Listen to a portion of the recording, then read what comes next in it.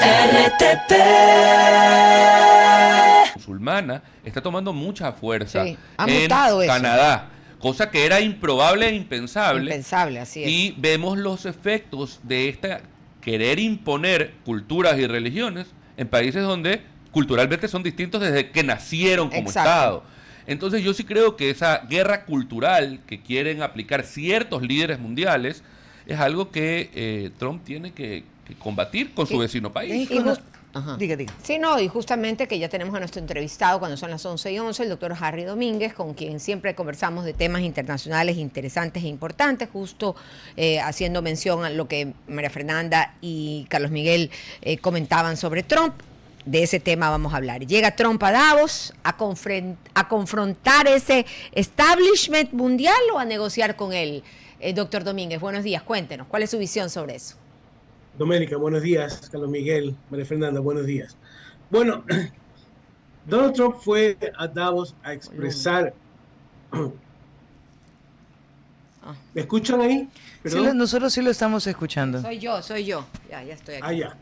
Ok, entonces sí me escuchan bien, ¿no? Sí, Perfecto, Okay. sí. Fuerte y claro, como siempre. El presidente Trump viajó a Davos a dejar bien claras las ideas en cuanto a su posición, diferentes aspectos políticos que tienen que ver con Irán, con la economía, con el problema cultural que en este momento se está desarrollando en Europa, que como bien, de manera bien oportuna, Carlos Miguel ahorita lo mencionó, hay un problema cultural de civilización en este momento en el mundo occidental, por el cual, por ejemplo, el Islam se está tomando Europa y ahora también Canadá. Y eso es un problema que, como bien lo señalaba Carlos Miguel, son culturas completamente diferentes desde el nacimiento.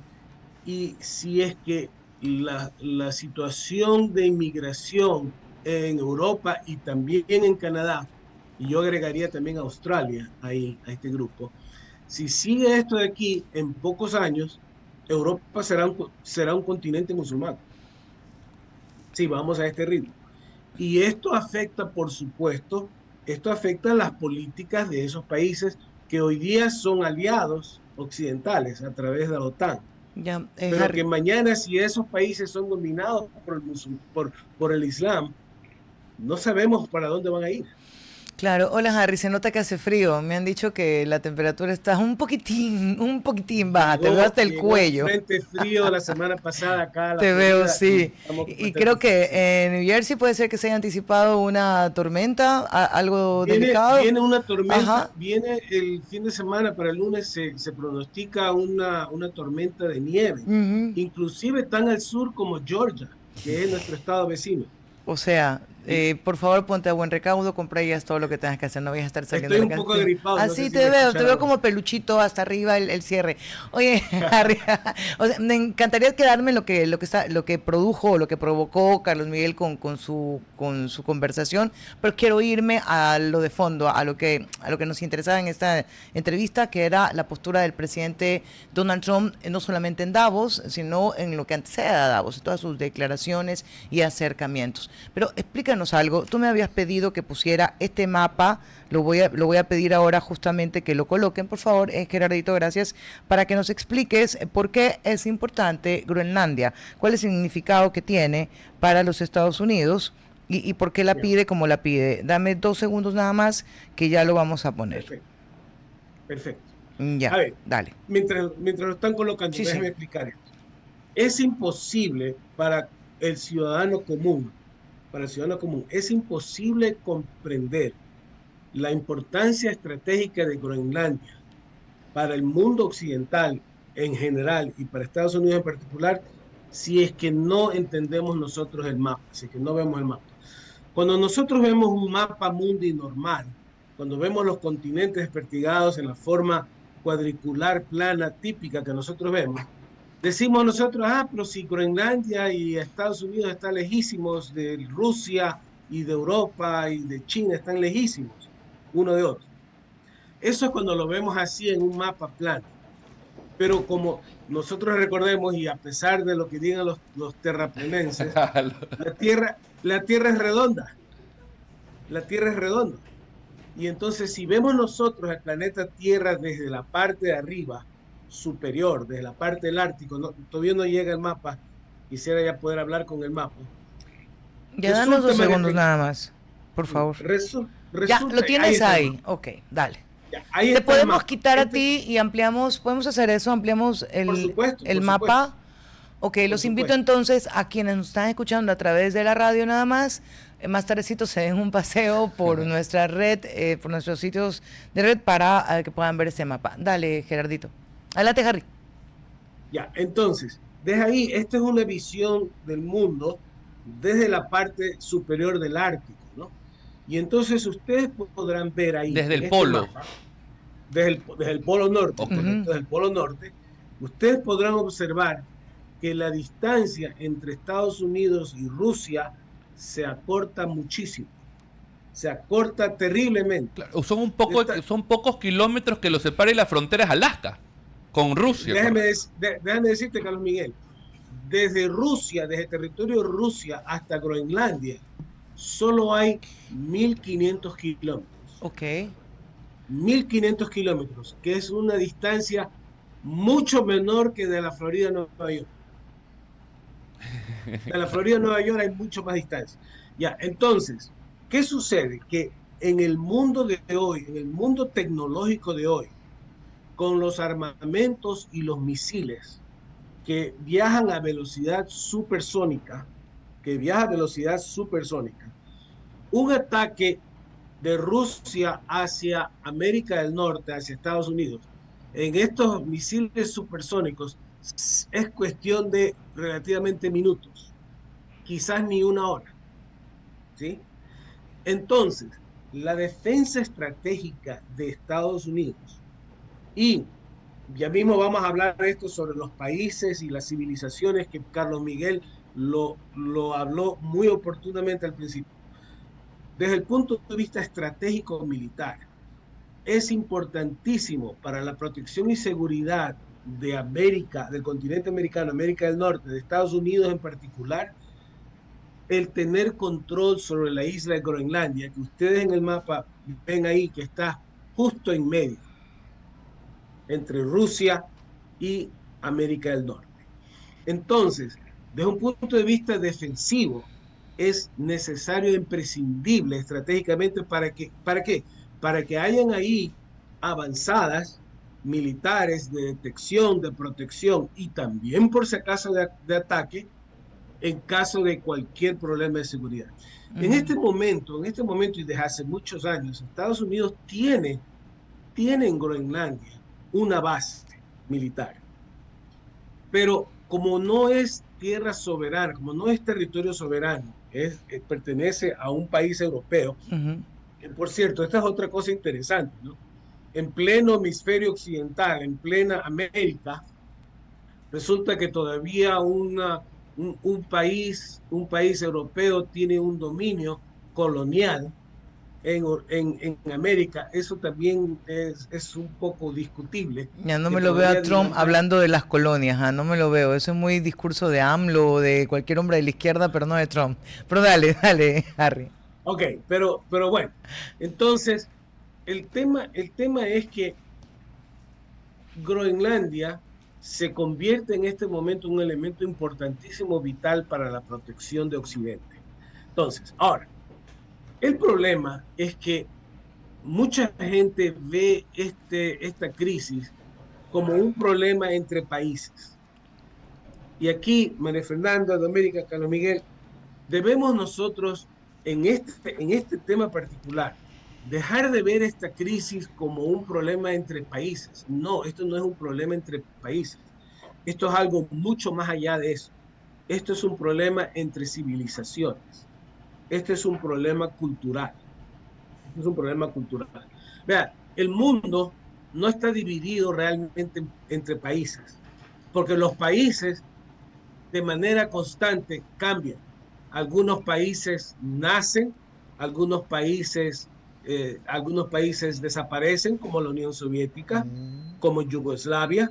Las fronteras cambian. Nosotros cogemos un mapa cada 20 años, un mapa del mundo de cada 20 años, veremos que en cada 20 años las fronteras han cambiado, países nuevos han surgido, países viejos han desaparecido. Entonces, esto no es un problema de países, esto es un problema de civilizaciones, esto es un problema de culturas. Y en este momento, en el mundo actual, hay, yo diría, 3 o 4 civilizaciones, culturas, que en algún momento determinado u otro dominan o pretenden dominar el mundo. Por un lado tenemos nosotros la civilización, la cultura rusa. Por otro lado tenemos el mundo, la civilización, la cultura china. Por otro lado la civilización, el mundo islámico. Y por otro lado la cultura y la civilización occidental. Estas son las 4 principales civilizaciones, por supuesto hay mucho más. Harry. Pero estas son las 4 principales civilizaciones que yo veo son las que en este momento luchan por la hegemonía mundial. Entonces el tema no es entre países. El problema es cuál civilización queremos nosotros que sea la que sobreviva y predomine en el mundo.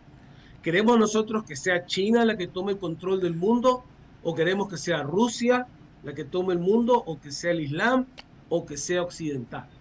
O que sea los Estados Unidos. Pues yo ahí ya hay que preguntárselo de verdad. Representado por Estados Unidos, claro. O Estados Unidos representándose a Estados Unidos también. Ya, verá, María Fernanda, si nosotros vemos la historia de la humanidad, si vamos atrás y vemos la historia de la humanidad es una constante lucha entre Oriente y Occidente. Correcto. Griegos contra persas. Moros contra el Imperio Otomano contra Europa. Ajá. Los moros contra los españoles. El Imperio Otomano que terminó derrotado en la batalla de Lepanto. España cuando toma el control del mundo. Inglaterra cuando después se convierte en la potencia hegemónica. Hoy Estados Unidos. Mañana, si llega a ser otra potencia, yo me identificaré siempre con quien lleve la cultura de los valores de la filosofía griega, los principios republicanos de Roma, claro, y los valores judeo-cristianos. Pero la cuestión es que al final ni tú ni yo lo decidimos, entendemos cuáles son nuestras aspiraciones, pero digo, si esa es la preocupación y tú dividías cuáles son Oriente y Occidente, para dónde tenemos que tomar partido, ¿por qué no se ve un acercamiento del presidente Trump para ponerlo en la mesa de discusión? Porque lo que se siente desde afuera es que yo lo quiero, yo lo necesito porque yo voy a proteger al mundo, pero eso le pertenece a otro país. No sé si me explico, son las formas. Pero si la preocupación es de todos. Sí, a ver, estamos de acuerdo en que las formas son diríamos nosotros, bastante agresivas y bastante podríamos decir prepotentes, podríamos ser prepotentes, sí. Ahora, hay que tener presente lo siguiente. El presidente Trump está en este momento en una lucha contra el tiempo. Estamos ahorita hablando de geopolítica y de realidades políticas. Está en una lucha contra el tiempo, está en una lucha contra el reloj. Este es su último periodo presidencial y en el mes de noviembre se va a enfrentar a unas elecciones de medio término, que se denominan, unas elecciones de medio término, en donde lo más probable por historia es que él va a perder la mayoría en la Cámara Baja, en la Cámara de Representantes. En Estados Unidos, tal como funciona la democracia, un presidente que no tiene la mayoría en la Cámara de Representantes está bastante limitado. Sigue gobernando, pero está bastante limitado en las cosas que puede hacer. En este momento, mientras mantiene aún mayoría en ambas cámaras, es cuando estoy ahorita interpretando la posición del presidente Trump. Él, interpretando esa posición, él está en este momento en un reloj contra el tiempo, está en una lucha contra el tiempo, una carrera contra el reloj. ¿Sí? Y por ello mismo es que yo creo que él está en este momento apurado por resolver ya no solo Venezuela, que lo está resolviendo, no está todavía terminado, pero está ahí bastante avanzado. Su postura también es dejar resuelto el problema de Irán y el problema de Cuba. Oye, Henry, te pregunto algo. Pensando después de 3 años, digamos que todo esto lo logra hacer el presidente Donald Trump, lo deja resuelto, pero todo puede cambiarse con la llegada de un nuevo presidente. O sea, no sé qué tan resuelto uno deja las cosas a largo plazo cuando no te quedas a largo plazo en el poder. Sí, de acuerdo. De acuerdo que siempre puede venir un presidente demócrata y devolver todo, ¿no? Exactamente. Que tal como se ve la posición de los demócratas, eso es lo que quisieran hacer. Pero si están los hechos consumados, viene aquí el principio, aplica aquí el principio de los hechos consumados, ¿no? Por ejemplo, si Trump logra controlar Groenlandia antes que termine su periodo, va a ser real políticamente muy difícil que venga un presidente demócrata a decir, bueno, voy a devolver Groenlandia a Dinamarca. No sé si me explico, Sí, María Fernanda. sí te explicas, aunque en estos análisis de la geopolítica hay muchas verdades que conocemos y hay muchas situaciones ocultas que se quedarán así siempre en ese manejo. Pero analicémoslo un poquito desde el otro lado, desde Europa y la respuesta. ¿Cómo la ves? Bueno, la respuesta de Europa la veo una respuesta normal desde el Ujú. punto de vista de ellos, la veo una respuesta normal. Eh, lo que yo sí te puedo asegurar, María Fernanda, es que la OTAN no va a desaparecer con este problema. Esa es una bola que lanza Europa de que o la OTAN está en peligro. ¿Y sabes por qué la OTAN no va a estar nunca en peligro? Cuenta. Porque la OTAN fue un invento americano, fue creado por los Estados Unidos, fue y es financiado básicamente por los Estados Unidos. Y porque, ok, elimina la OTAN, ok, mucha suerte para Europa con Rusia solita. ¿Sí? A ver, es que para entender estos temas, María Fernanda, es necesario tener clara la película histórica. Es necesario tener clara la película histórica. Termina la Segunda Guerra Mundial y Europa estaba destrozada. Gran Bretaña estaba quebrada. Gran Bretaña nunca más volvió a ser lo mismo después de la Segunda Guerra Mundial. Dejó de ser potencia mundial Gran Bretaña. Con Europa destrozada y con un gran enemigo al norte, que es la Unión Soviética, Estados Unidos tenía que contener la Unión Soviética, la expansión soviética. Y entonces Estados Unidos inventó la OTAN. Es un invento americano. Lo creó, lo financió.